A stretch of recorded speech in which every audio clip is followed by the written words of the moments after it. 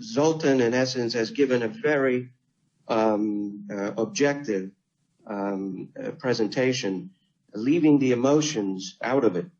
And I think that this is critical because I'd like to take a look at the future end of it.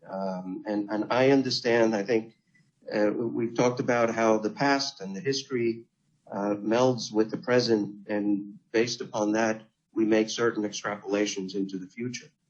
It seems to me that Greece, in essence, has been taken over, has been acquired by certain other economies. I reach back into a concept of the stock market, whether it's not a merger, it's just an acquisition, in my mind. The economic dictates are not Greece's own.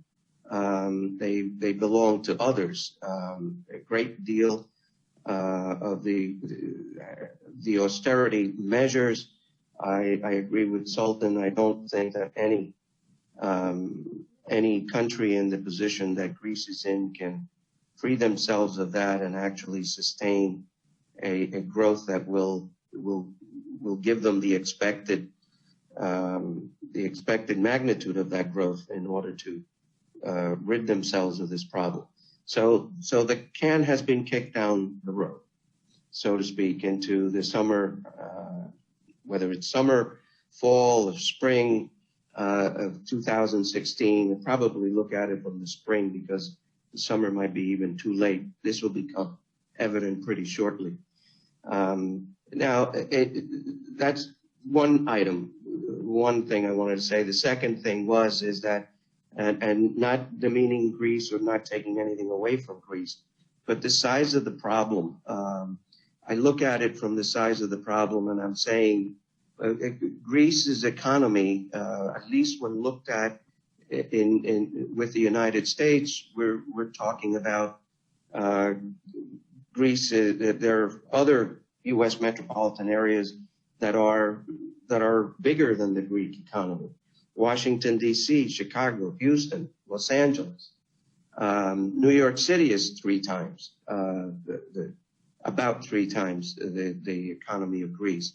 So the real danger, I think, here, as the Eurozone sees it, is from its domino effect or contagious effect into other countries such as Spain and Italy. So my question is Greece being made an example of for future countries that might run into this kind of situation? And if all of this is true, and if all of this is heading in the right direction, is the problem being cured? Or are we just treating the symptoms? There has to be a better way for Eurozones or any kind of economic zones in this day and age, when we rely on each other for our own survival, our economic survival, to be able to come to terms on how to fix problems as opposed to how to fix the symptoms. And I don't believe that is happening. So I reference back to my thought about Hazel earlier on, because in the context of ethical behaviors, I don't think the media currently is being very ethical about the process of communicating the real understanding of what is going on. Zoltan, I think your presentation is something that should be disseminated. It should be explained, because the debate I don't think there's any debate any longer. The decision has been made in the public view that Greeks are lazy, that Greeks incur debts more than anybody else, that they don't have any creativity, that they don't save. And it is the debate of Greek values versus Euro values and what it should be in the eyes of everyone. It seems to me that is over. And an entire world is proceeding based upon that premise.